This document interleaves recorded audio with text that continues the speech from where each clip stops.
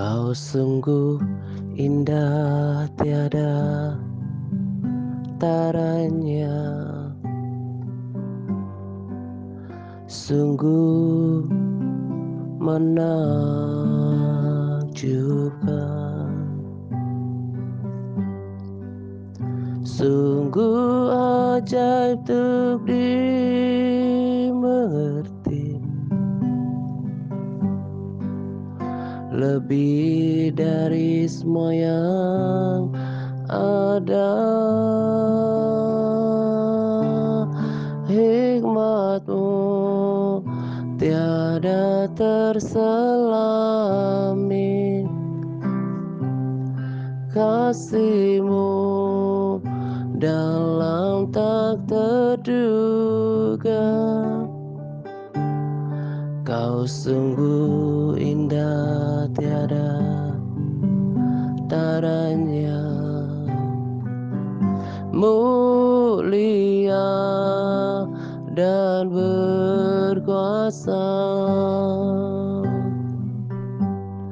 Ku kagum hormat akan Engkau, ku kagum hormat akan Engkau. Kau Allah yang layak dipuji, ku kagum akan Engkau.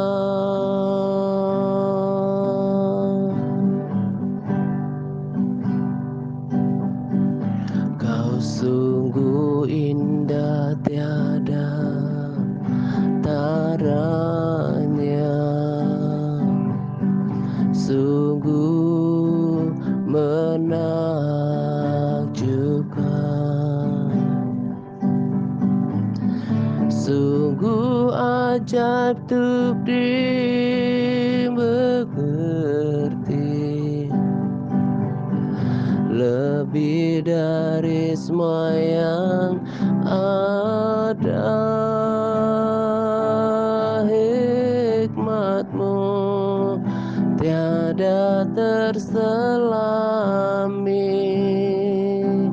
kasih-Mu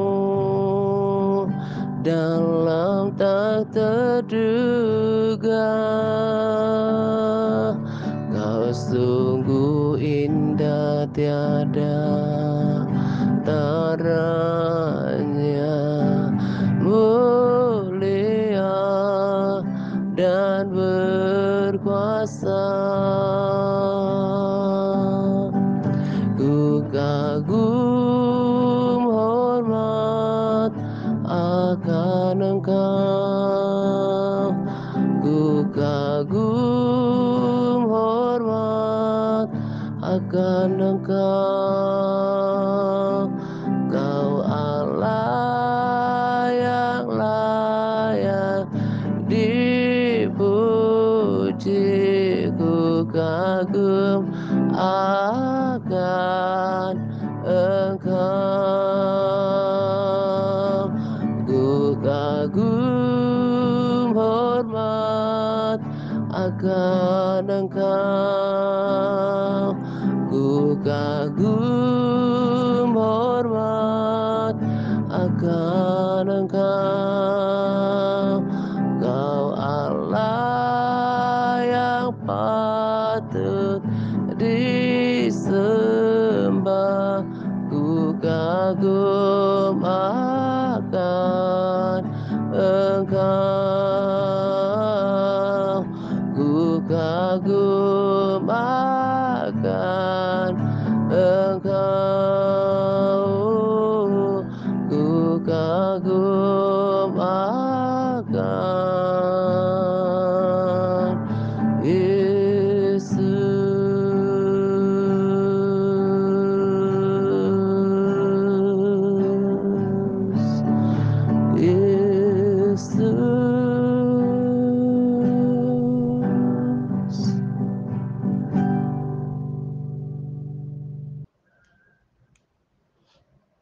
Shalom semuanya.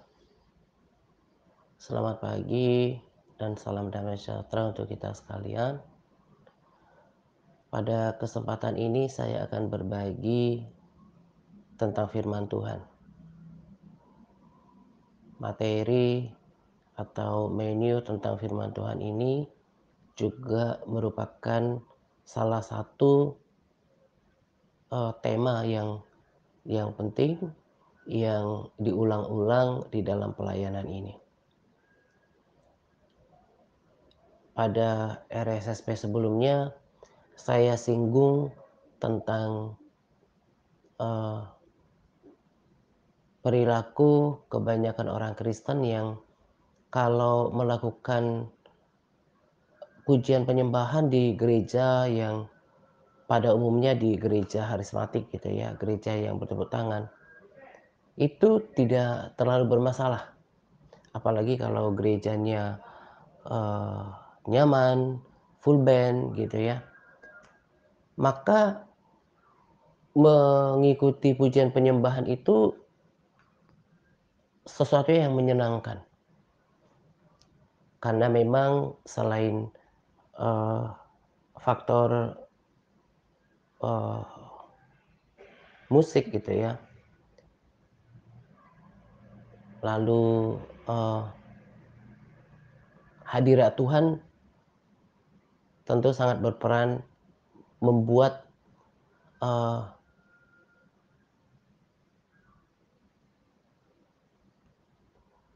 kenyamanan, nikmatnya ketika memuji menyembah Tuhan. Bahkan kalau menurut apa yang saya pernah baca, saya alami sendiri bahwa bernyanyi itu menciptakan mood di dalam mood yang baik di dalam diri kita gitu ya. Kita jadi terbawa suasana senang, gembira gitu kan. Nah, kemarin juga saya singgung tentang berbahasa roh gitu ya. Ini juga bukan sesuatu yang sukar untuk dilakukan, apalagi dilakukan secara bersama-sama, rame-rame, ditambah eh, dukungan dari atmosfer pujian penyembahan yang naik tadi, karena ada hadirat Tuhan gitu. Nah, saya masih ingat ketika dulu sekitar 20 tahun yang lalu ada sebuah gereja namanya saya nggak perlu sebutkan gitu. Gereja ini dulu sangat kental dengan bahasa roh gitu ya. Bahkan terkesan seperti uh, bahasa roh. Saya tidak sedang me, me, me, apa ya, meremehkan orang-orang tertentu gitu ya. Tapi seolah-olah bahasa roh itu sesuatu yang dipelajari, yang bukan dipelajari ya, diikutin gitu ya. Jadi ada, saya cukup yakin ada orang-orang tertentu yang yang berbahasa roh karena ikut-ikutan, karena suasana suasana yang terbangun gitu ya. Kenapa saya katakan seperti itu? Karena yang saya pahami dan pengalaman hidup saya, kesaksian hidup saya, bahwa ketika saya lahir baru dipenuhi Roh Kudus, ada perubahan hidup di dalam diri saya. Yang tadinya salah satu hal yang berubah drastis adalah ketika dulu saya gak berani berbicara tentang firman Tuhan, memberitakan Injil. Setelah saya lahir baru, dipenuhi Roh Kudus, saya berani bersaksi tentang Yesus, sukacita dan bersemangat untuk menjangkau orang. Nah, tetapi yang saya perhatikan banyak orang yang kemudian sudah berbahasa roh katanya boro-boro untuk menjangkau orang menjadi saksi. Karena kuasa kepenuhan Roh Kudus itu kan Tuhan janjikan supaya menjadi saksi. Nah, boro-boro supaya menjadi saksi gitu ya. untuk menyemangati dirinya sendiri aja nggak mampu. Jadi saya perlu pertanyakan gitu ya, kepenuhan roh yang dialami itu betul-betul karena pencurahan Roh Kudus atau karena ikut-ikutan gitu ya. Nah, jadi yang saya mau katakan adalah orang bisa, eee eee, bisa senang memuji menyembah Tuhan ketika di gereja dengan tadi yang saya sebutkan, tempat yang nyaman, yang didukung oleh, eee, peralatan musik yang yang lengkap gitu ya, berbahasa roh gitu, suasana terbangun di situ. Tapi giliran giliran membaca firman Tuhan di rumah, nggak usah membaca firman Tuhan secara sendiri-sendiri deh. Ketika saatnya untuk mendengarkan firman, maka kebanyakan yang saya saksikan, baik yang di gereja harismatik, terlebih yang mereka di non harismatik gitu ya, menjadi pribadi yang berubah gitu ya, eee eee, berperilaku berbeda dari tadi yang ketika memuji menyembah Tuhan begitu riang, berbahasa roh gitu ya, dengan mungkin ada yang bergetar, ada yang sampai berguncang gitu kan. Kan memang itu adalah bentuk-bentuk daripada, reaksi ketika, eee, orang mengalami kepenuhan Roh Kudus gitu. Menjadi tidak ada antusiasme di dalam raut wajahnya. Tadi saya katakan, nggak usah di gereja non harismatik, di gereja harismatik aja, kalau giliran mendengarkan khotbah, mendengarkan firman Tuhan, banyak yang mulai ngobrol, eee, sibuk dengan smartphone-nya, bahkan ada yang bermain game. Ini saya nggak asal bicara, karena saya saksikan dan itu bahkan belum lama ini juga terjadi ketika saya di Palembang. Di gereja saya yang lama, saya terlalu terlalu sering menyaksikan orang yang kalau sudah mendengarkan firman Tuhan, itu ngantuk bahkan tertidur.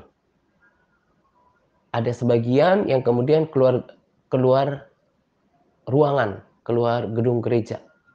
Karena memang di gereja lama saya nggak nggak biasa, eee, pengkhotbah atau hamba Tuhan itu, eee, guyon gitu ya, nggak biasa, eee, berkhotbah dengan, eee, membumbui, khotbahnya dengan hal-hal yang lucu, yang membuat tertawa gitu. Tapi kalau di harismatik itu biasa gitu ya. Bahkan ada oknum hamba Tuhan yang cenderung menitik beratkan ketawanya gitu ya.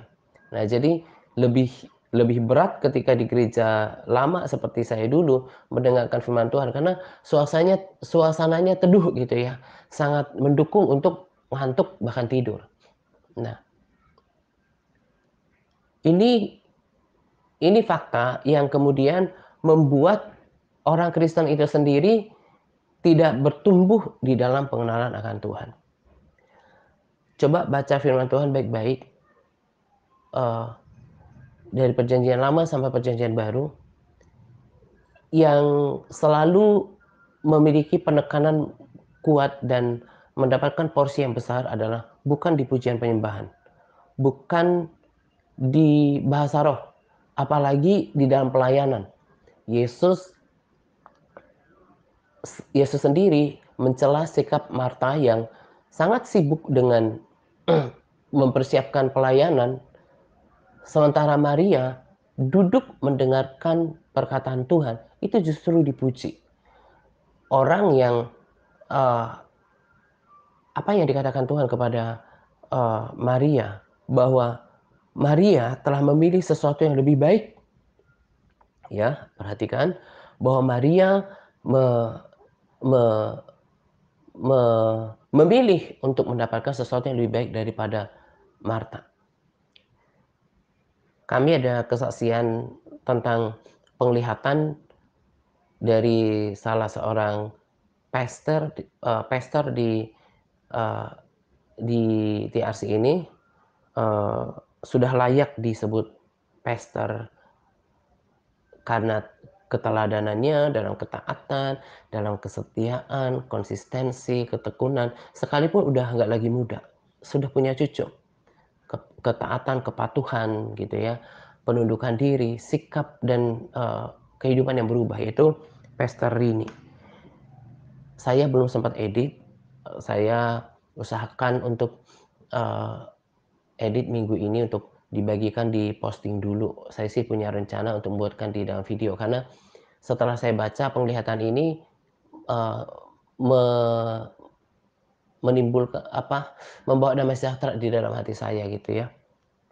Dan saya sudah bagikan ke, eee, The Intercessor untuk dibaca, dan saya lihat respons mereka baik, untuk kemudian kalau ada didoakan, dapat konfirmasi, bisa dibagi di situ gitu kan.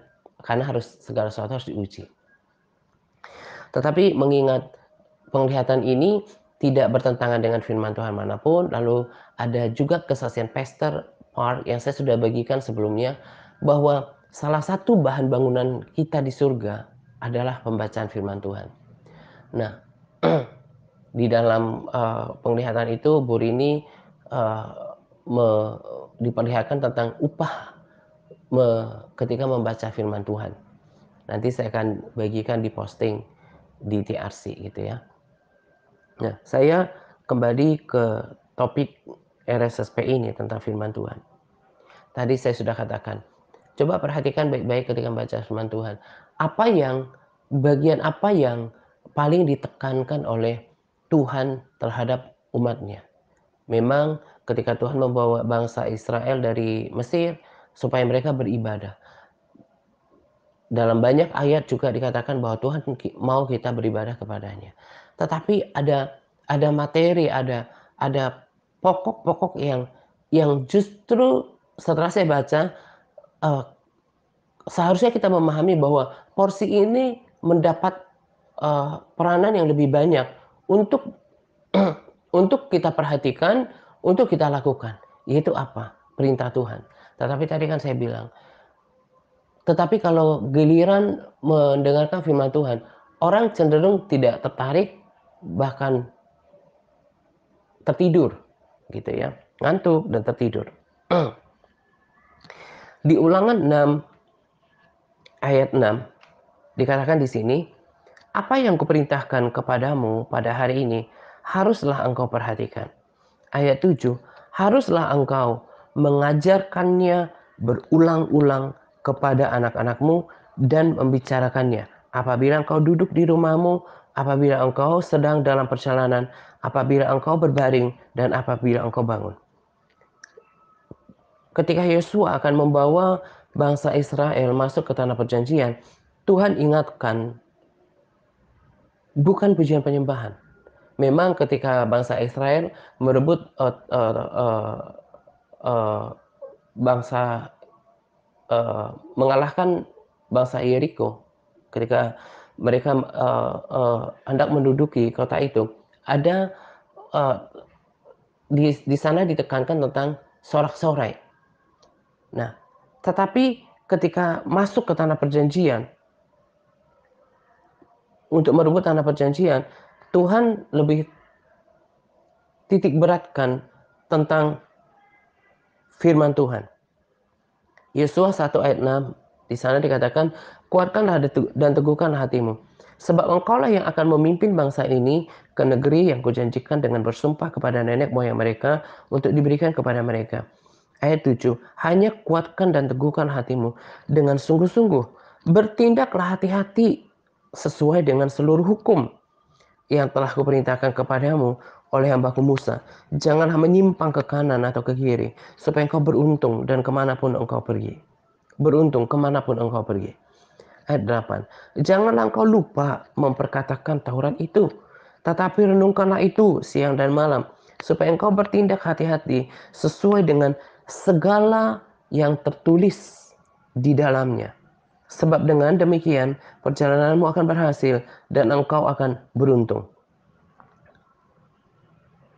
Ulangan 11 ayat 22. Sebab jika kamu sungguh-sungguh berpegang pada perintah yang kusampaikan kepadamu untuk dilakukan dengan mengasihi Tuhan Allahmu, dengan hidup menurut segala jalan yang ditunjukkannya dan dengan berpaut kepadanya, maka di situ ada janji Tuhan di ayat eh, ayat 23 sampai seterusnya, kalau nanti dibaca sendiri-sendiri gitu ya. Jadi firman Tuhan itu menurut pemahaman saya gitu ya, mungkin ada yang tidak setuju, ya silahkan, setiap orang punya pendapat. Tetapi berdasarkan pembacaan saya dari firman Tuhan, dari perjanjian lama sampai perjanjian perjanjian baru, maka tentang firman Tuhan ini mendapatkan penekanan yang lebih menurut saya. Orang harus betul-betul uh, mengerti, mengetahui dengan baik tentang hukum-hukum Tuhan. Karena untuk sampai ke tanah perjanjian, Yosua diperintahkan untuk bertindak hati-hati sesuai dengan hukum, memperkatakan Taurat Tuhan dan segala yang tertulis di dalamnya. Nah, kita juga seperti itu. Kita yang sedang ke menuju Yerusalem baru, tanah perjanjian rohani kita yang daripada Tuhan. Tuntunan, panduan, pedoman yang sama juga harus kita lakukan. Jadi orang Kristen yang uh, katanya saya mau masuk surga gitu ya, tapi hidupnya tidak bergaul dengan firman Tuhan, saya berpikir bahwa ini adalah uh, sikap yang harapan dan praktek hidupnya itu bertolak belakang. Karena kalau Yosua dan bangsa Israel ketika itu masuk ke tanah perjanjian dengan panduan firman Tuhan tadi, Taurat Tuhan, memperkatakannya, merenungkannya, semua yang tertulis. Karena itu akan memandu mereka bagaimana harus bertindak. Tuhan katakan bahwa uh, bertindak hati-hati sesuai dengan seluruh hukum itu. Nah, kita juga sama. Bertindak hati-hati, praktekkan hidup dengan hati-hati, jalani hidup dengan hati-hati sesuai dengan hukum. Nah, kalau kemudian hidup seseorang jauh daripada pergaulan terhadap firman Tuhan, apa yang mau direnungkannya? Apa yang mau diketahuinya? Bagaimana dia harus menjalankan kehidupannya? Maka dia akan cenderung menjalankan kehidupannya berdasarkan perasaan, pikiran, dan kemauannya sendiri. Nah, kalau saya berkesimpulan bahwa orang Kristen yang seperti ini akan salah sasaran, tidak akan sampai kepada tujuan. Karena apa? Dia pakai panduan sendiri. Kemarin kemarin hari Minggu saya sempatkan memperhatikan elpar saudara-saudara yang dibikin internet gitu ya. Saya betul-betul miris melihatnya gitu. Kalau secara psikis, secara mental, sebetulnya saya apa ya,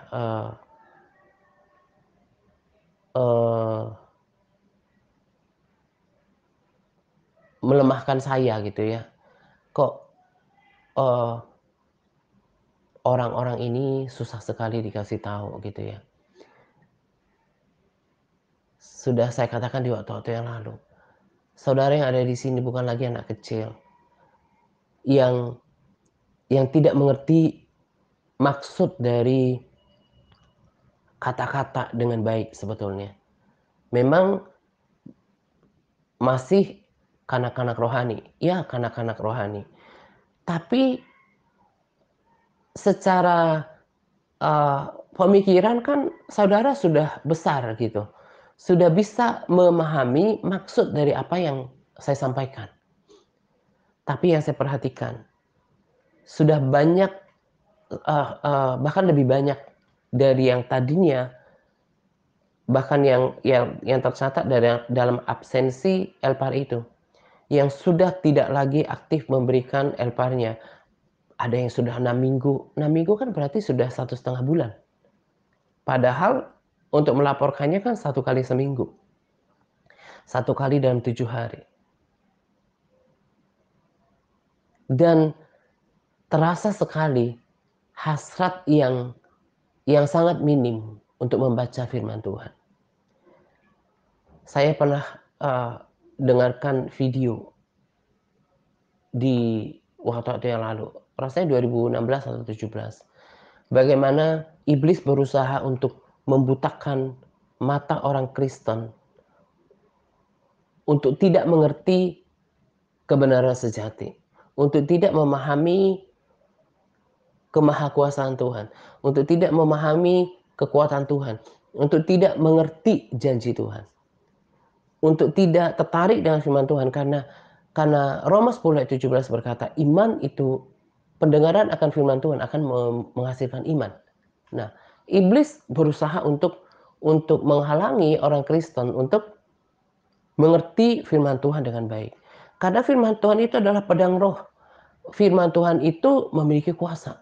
Nah, jadi kalau orang-orang yang masih bermasalah, malas untuk membaca firman Tuhan, sebetulnya entah saudara terima atau tidak, Anda sebetulnya berada dalam perbudakan si jahat. Anda masih diikat oleh penguasa di udara, sehingga mata rohaninya belum bisa melihat kedahsyatan firman Tuhan. Di hari-hari ini, apa yang membuat saya kuat adalah firman Tuhan.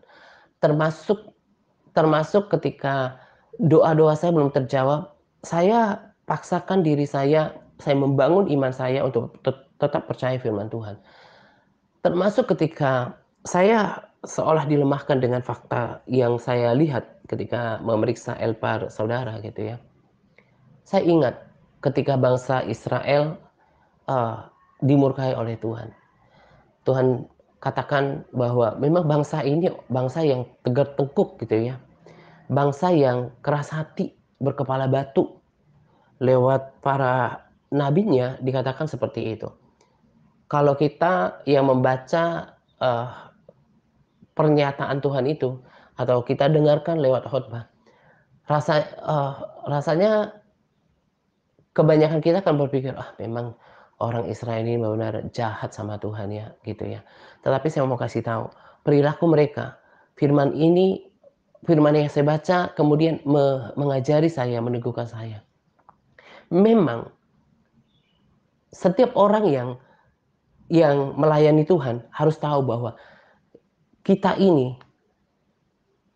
saya kuatkan diri saya ini memang juga menuntun manusia yang berkepala batu, yang tegar tengkuk, yang keras hati. Dan perilaku yang sama itu terjadi berulang-ulang dari generasi ke generasi. Mungkin ada yang nggak terima, tapi dari praktek praktek kekristenan saudara kan bisa dilihat. Sudah dikasih tahu tentang pentingnya firman Tuhan untuk membangun kerohanian, untuk menuntut keselamatan. Tetapi apa yang terjadi?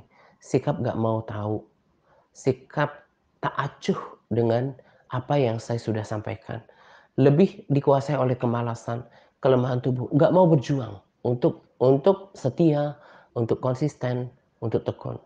Apa yang saya ketahui dari sejarah, bagaimana, eee, Tuhan katakan pada para nabinya, memang bangsa yang termasuk pada Musa, yang kau pimpin adalah bangsa yang tegar hati, tegar tengkuk, berkepala batu. Itu yang terjadi dengan orang-orang Kristen kebanyakan. Saya bangkit gitu ya, kalau melihat fakta seperti itu, sebetulnya dalam hati berpikir, "Siapa lu?" gitu ya. Saya sudah, curahkan, waktu, tenaga, pikiran kami dengan tim pelayanan di sini, follow up, mendoakan segala macam gitu ya.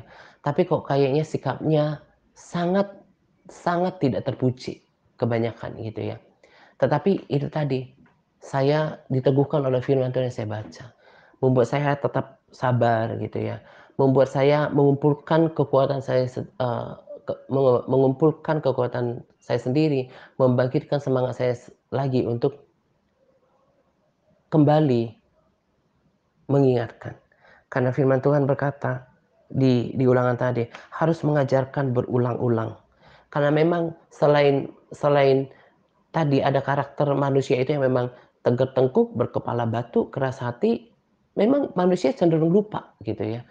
Saya mau melakukan bagianku. Saya tahu ketika Musa me memimpin bangsa Israel keluar dari tanah Mesir, telah mengalami bagaimana bagaimana batinnya betul-betul, eee, menderita gitu ya. Para nabi bahkan lihat kan di dalam firman Tuhan, mereka dibunuh, mereka dilempari batu, bahkan dibunuh, tidak terima gitu. Itu yang terjadi sekarang. Memang saudara tidak melempari kami, tim pelayanan TRC dengan batu, bahkan tidak membunuh kami secara fisik. Tetapi perilaku yang buruk itu sebetulnya secara psikis, secara mental itu merusak mood kami gitu ya. Tetapi saya mau melakukan bagian saya. Saya mau lakukan untuk Tuhan. Saya terus jadi firman Tuhan itu menjadi kekuatan buat saya gitu ya. Apapun yang kamu lakukan, lakukan seperti untuk Tuhan. Jadi saya melayani saudara, kalau tadi saya bilang kalau mau lihat karakter kelakuannya gitu ya, lu siapa sih sebenarnya gitu ya, nggak kenal gitu ya. Tapi saya mau tunduk sama firman Tuhan gitu ya. Yang saya kerjakan bukan keselamatan saya sendiri gitu ya, keselamatan saudara gitu ya. Tapi sikapnya itu sangat buruk gitu ya. Bahkan cenderung menjengkelkan sebetulnya. Nggak bisa memiliki kesetiaan, konsistensi, bulanan gitu ya, nggak usah tahunan, berbulan-bulan pun belum. Ini baru beberapa kali, hanya hanya hitungan jari saya lihat sudah, Elpar ke-20 ke atas gitu ya. Sudah ke berapa kali, masih di bawah 10 kali udah berhenti. Sikap yang buruk seperti ini membunuh semangat kami sebetulnya untuk melayani. Saya kadang berpikir gini, Tuhan, andaikan saja ya dengan doa saya mereka bisa kuat gitu ya. Maksudnya tuh firman Tuhan kan berkata begini, ajar mereka untuk melakukan segala sesuatu. Nah, kalau bagian saudara bisa saya lakukan, jadi saya makan firman, terus saudara juga kenyang sendiri, saya berdoa, saudara juga kuat sendiri, saya pasti lakukan. Saya katakan 100% kalau saya bisa berperan untuk, eee, mewakili saudara, saya akan lakukan. Lebih banyak pun jam doanya, lebih banyak pun pembacaan Alkitabnya, saya akan lakukan. Kalau memang saya bisa menggantikan peranan saudara. Tetapi kan nggak seperti itu di amanat agung Tuhan katakan, ajar mereka melakukan segala sesuatu. Ajar mereka untuk berdoa, ajar mereka untuk baca firman gitu ya. Saya renungkan hari Minggu kemarin gitu ya, cukup cukup, cukup berpotensi untuk melemahkan saya gitu ya. Tapi saya kuatkan diri saya dengan firman Tuhan. Saya ingat sejarah bagaimana orang Israel memang orang yang tegar tengkuk yang sampai turun-temurun bahkan melempari, membunuh para nabi. Demikian juga orang Kristen, orang Israel rohani yang Tuhan pilih. Memang dasarnya berkepala batu, tegar tengkuk, keras hati, dan tidak mau dituntun. Nah, apakah saya kemudian give up dengan ini semua? Firman Tuhan berkata, lakukan semuanya seperti untuk Tuhan. Gitu. Nah, saya bangkitkan semangat saya. Saya mau katakan tadi bahwa saya coba renungkan gitu ya. Kalau saja bisa ya, pos eee eee, saya menggantikan porsi doa saudara, saya berdoa lebih banyak, untuk saudara kuat. Saya makan firman lebih banyak untuk saudara nutrisi rohaninya tercukupi, saya akan lakukan. Tetapi itu kan nggak bisa. Firman Tuhan sudah bilang untuk kita, setiap orang melakukan bagian kita masing-masing. Saya kadang berpikir gini, bagaimana ya orang-orang ini mau dituntun taat untuk menjaga hati, untuk mengasihi, untuk mengampuni, untuk tidak sakit hati.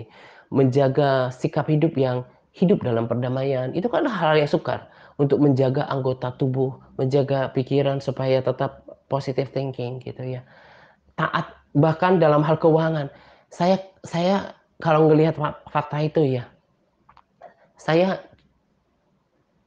sangat pesimis untuk melihat generasi yang sekarang memiliki kualitas seperti kebanyakan NTRC sekarang, sampai taat dalam banyak hal. Kenapa? Ketaatan untuk seperti tadi, untuk menjaga sikap hidup, hidup dalam perdamaian itu kan nggak mudah. Untuk mengasihi dan mengampuni orang itu nggak mudah. Menjaga diri terhadap hawa nafsu itu nggak mudah. Kenapa saya katakan sangat pesimis untuk melihat itu kalau saya pakai kacamata saya pribadi gitu ya, kacamata manusia saya. Karena untuk baca firman aja saudara nggak bisa gitu ya, nggak bisa memiliki kepatuhan. Sangat beda. Saya dengan tidak bermaksud menyanjung, kebanyakan ya, nggak semua, kebanyakan yang sahabat setia saya, kualitas saudara itu jauh di bawah. Saya nggak tahu apakah memang lahir secara rohani di dalam masa pandemi yang sukar gitu ya. Saya nggak tahu apa karena itu faktornya. Tetapi saya mau katakan bahwa saya udah rasa dari beberapa bulan ini, beda sekali dengan kualitas kebanyakan yang sekarang menjadi tim terutama gitu ya, dengan kualitas kerohanian, kekristenan saudara. Sangat jelek menurut saya. Saya katakan perkataan yang keras ini bukan tanpa alasan gitu ya, supaya saudara sedikit malu gitu ya. Kok memiliki kesetiaan, konsistensi, kepatuhan untuk baca firman saja, baru baca loh, baru mau baca, baru doa 5 menit saja, nggak bisa. Bagaimana untuk menjadi pelaku firman? Karena harga ketaatan itu jauh lebih besar daripada sekedar baca.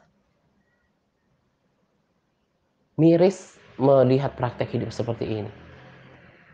Ketika sebelum air bah terjadi, ketika sebelum Tuhan menunggang-balikkan Sodom dan Gomora, Lot dan juga Nuh memperingatkan orang-orang di sekitarnya tentang akhir zaman. Kemarin di dalam video kan dikasih tahu, sadar atau enggak, kita ini berada di akhir zaman. Kita lihat apa yang terjadi bahkan di awal 2021, yang tanah longsor lah, yang kecelakaan pesawat lah, yang belum lagi karena pandemi. Kalau diperhatikan saya suka sempatkan waktu untuk melihat data kematian Covid yang walaupun sebetulnya kalau di-compare dengan Amerika itu teramat jauh gitu ya.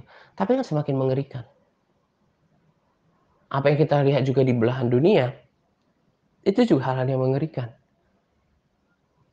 Kalaupun kedatangan Yesus belum kalaupun, kedatangan Yesus tidak terjadi ketika kita hidup, tapi kan bisa terjadi akhir zaman dalam tanda kutip untuk diri kita pribadi. Bisa tiba-tiba meninggal, sakit, atau terjadi malapetaka gitu. Nah, bagaimana Anda mempersiapkan bahtera kehidupan? Bagaimana saudara mempersiapkan kekekalan kalau perilakunya seperti ini gitu ya? Saya justru berpandangan bahwa sekalipun saudara lahir di dalam pelayanan ini ketika pandemi, tapi prinsip saya semakin sukar hidup, semakin banyak masalah, semakin banyak tekanan, justru harus double dalam mencari Tuhan. Beribadahnya harus diperbanyak porsinya. Tetapi apa yang terjadi? Saya betul-betul miris melihatnya. Nggak punya kesetiaan. Belum ada kan yang berbulan-bulan. Yang berbulan-bulan itu maksudnya baru hitungan jari gitu ya.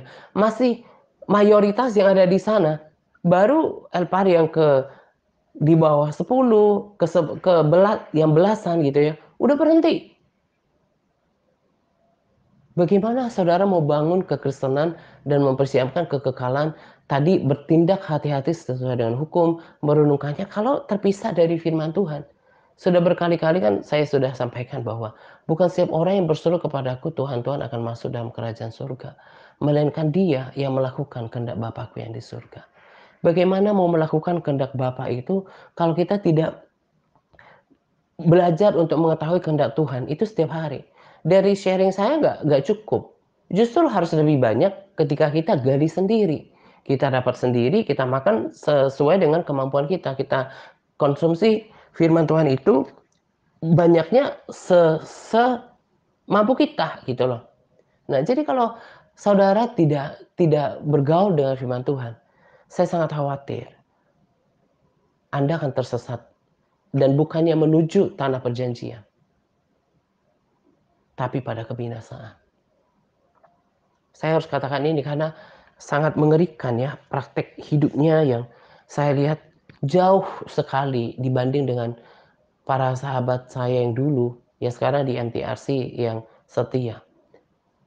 Bahkan kalau saudara perhatikan video-video saya yang lama, kami membaca firman Tuhan itu tidak cuma satu pasal. Seperti sekarang saya eee eee, tantang saudara minimal satu pasal. Kami bahkan pernah dari 5 pasal, 10 pasal, 15 pasal, 20 pasal. Dan itu saya mau katakan pada para sahabat setia itu nggak sia-sia. Kenapa nggak sia-sia? Kesaksian Pastor Park sudah tegaskan. Salah satu bahan bangunan kita di surga adalah pembacaan firman yang kita lakukan. Jadi sekalipun kita lakukan dulu dengan berat, jangan menyesali karena kita sudah lakukan banyak untuk kekekalan kita. Dan juga penglihatan Pastor ini yang tentang upah pembacaan firman Tuhan itu meneguhkan kembali bahwa tidak sia-sia membaca firman Tuhan. Memang itu hanya motivasi kalau menurut saya. Yang utama kenapa harus baca firman? Karena ketaatan. Karena Tuhan mau kita membaca, merenungkan, memperhatikan, berpegang pada firman-Nya. Lalu yang kedua, itu kan menjadi tuntunan buat kita menuju pada kekekalan. Kita harus mengerti kebenaran dan itu akan membangun kerohanian kita, membangkitkan iman kita. Tadi saya katakan bahwa apa yang ditekankan di dalam firman Tuhan tentang perlu diajarkan berulang-ulang. Apa yang ditekankan kepada Yosua untuk bisa masuk ke tanah perjanjian? Firman Tuhan. Makanya saya sangat uh, keras, sangat teguh untuk menekankan tentang pembacaan firman Tuhan ini sampai menghafal juga. Apalagi kalau kita hafal ya yang para sahabat setia ini, berarti lebih lagi dong. Sedangkan membaca firman Tuhan saja upahnya sudah sehebat yang disaksikan oleh Pastor Park dan juga Pastor Rini. Apalagi kalau menghafal, memperkatakannya. Lebih lagi Tuhan akan memberikan upah. Karena Tuhan senang kalau kita berpegang pada firman-Nya. Maka itulah penyebabnya. Kenapa kebanyakan saudara, walaupun sudah jadi orang tua, sudah puluhan tahun jadi orang Kristen, sudah bahkan sudah menjadi tua gitu ya. Kerohaniannya tetap tidak tidak dewasa. Karena tidak memaksakan diri, tidak melatih diri, tidak mendisiplinkan diri untuk membaca firman Tuhan. Saya mau kasih tahu sampai kapanpun saudara menjadi orang Kristen, tanpa pembacaan firman Tuhan yang tekun, tidak mau belajar sungguh-sungguh, maka nanti perilakunya akan tetap menjadi orang Kristen kanak-kanak. Orang Kristen yang baca firman Tuhan kan ada juga ayatnya. Itu memberikan hikmat. Makanya orang bisa bisa kelihatannya rajin gitu ya, suka melayani. Tapi kalau hidupnya nggak tertanam dalam firman Tuhan, maka akan kelihatan perilakunya. Nggak berhikmat, kemudian juga serampangan gitu ya.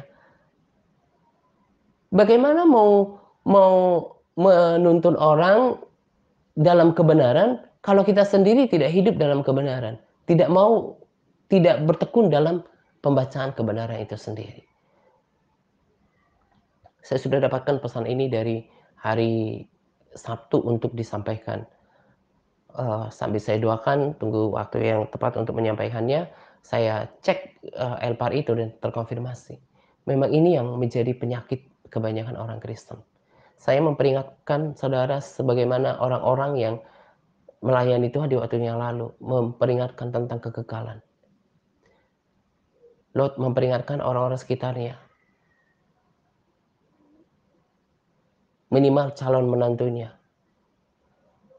Nuh juga memperingatkan orang-orang yang dia kenalnya. Saya di dalam pelayanan ini memperingatkan saudara, saya sangat punya punya, keyakinan memang tidak akan lebih banyak. Karena keyakinan saya nggak boleh menentang apa yang sudah Tuhan katakan.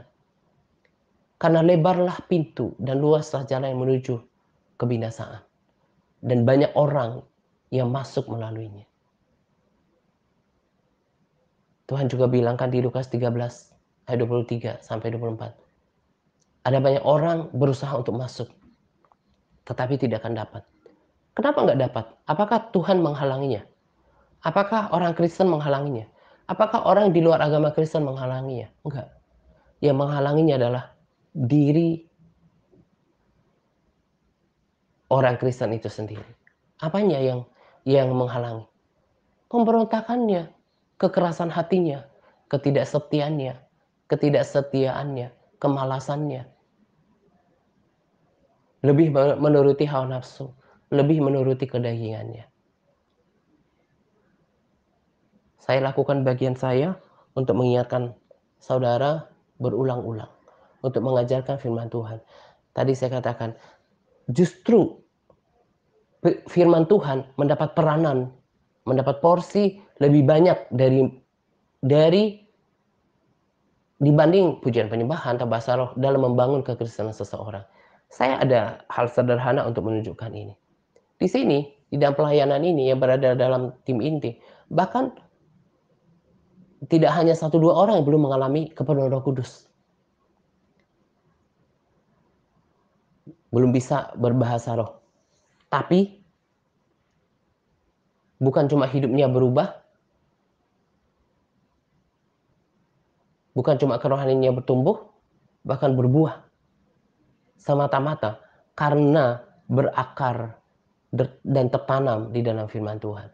Jadi saya mau kasih tahu kepada saudara, kalau praktek hidup saudara seperti ini terus, maka nanti akan terus menjadi orang yang kekanak-kanakan, tidak dewasa rohani, sementara firman Tuhan juga sudah katakan bahwa Yesus yang adalah mempelai pria. Mempelai itu kan wajarnya yang dewasa. Akan hanya bersanding dengan gerejanya, mempelai perempuan, mempelai wanita yang dewasa. Orang Kristen yang kekanak-kanakan nggak pantas jadi mempelai.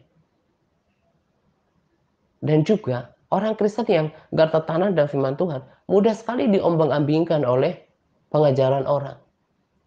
Ada kan yang sampai kemudian masuk dalam kelompok apa yang kemarin ada beberapa saudara yang kesaksian, bisa bisa terjerumus gitu ya.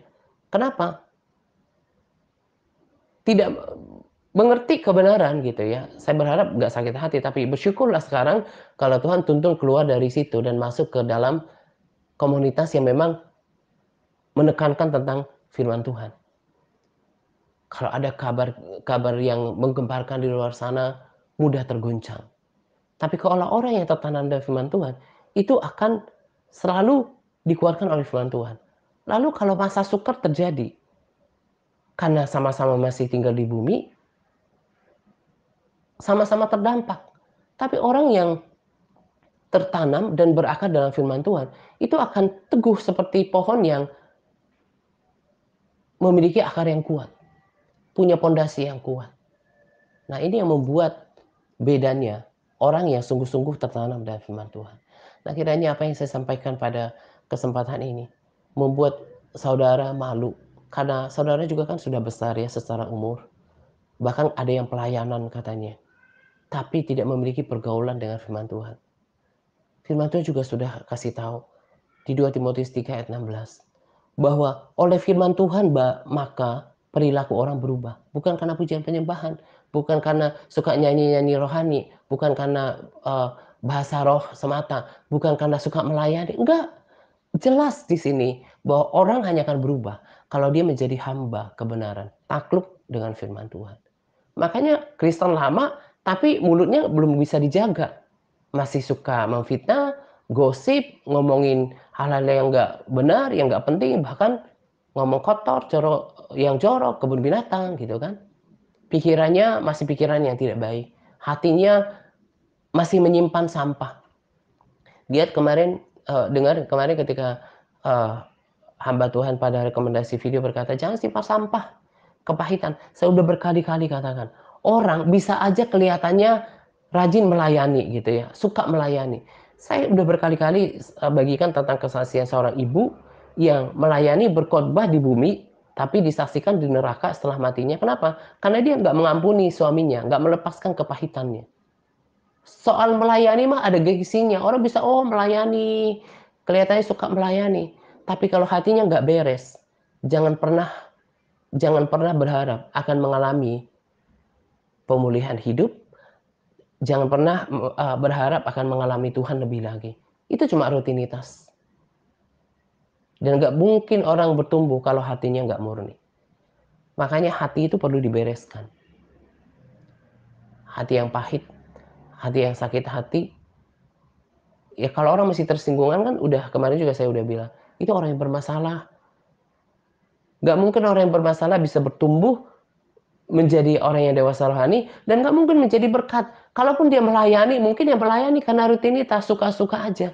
Tapi tidak akan pernah menjadi pengaruh kepada orang lain. Saya berharap kita semuanya memperhatikan ini. Karena percuma jadi orang Kristen sekalipun fanatik. Kalau nggak mau diubahkan oleh firman Tuhan, maka hidupnya tidak mungkin berkenan kepada Tuhan. Jadilah bagian yang kecil. Jadilah bagian kelompok yang sedikit. Apa yang Tuhan katakan itu nggak bisa diubah. Makanya sekalipun tadi saya katakan cukup melemahkan iman sebetulnya. Tapi saya ingat perkataan firman Tuhan yang saya baca. Perkataan Tuhan yang saya baca. Memang sedikit kok yang akan masuk melalui kehidupan itu. Karena apa? Ya tadi lebih cenderung mengikuti kedagingannya, hawa nafsunya. Nggak mau menurut, memberontak. Nggak mau ikutin. Mendisiplinkan baca firman aja. Nggak bisa. Bagaimana mau melakukan ketaatan yang harganya lebih mahal? Kalau ada di antara kita yang punya telinga untuk mendengarkan, jadikan hari ini peringatan dan bangkitkan semangat untuk baca firman. Karena firman Tuhan mendapat porsi yang lebih besar untuk membangun kerohanian, untuk mengubahkan hidup seseorang, dan menuntun kita sampai pada kekekalan. Nah, ini saja yang saya mau bagikan pada kesempatan ini. Kiranya setiap kita memperhatikannya. Selamat menjelang 2 pagi untuk kita sekalian. Semangat berpuasa kepada para sahabat yang terus bersemangat dalam berpuasa. Semangat Tuhan Yesus memberkati kita senantiasa. Amin. Ku kagum hormat akan Engkau. Ku kagum hormat akan Engkau. Kau Allah yang patut disembah. Ku kagum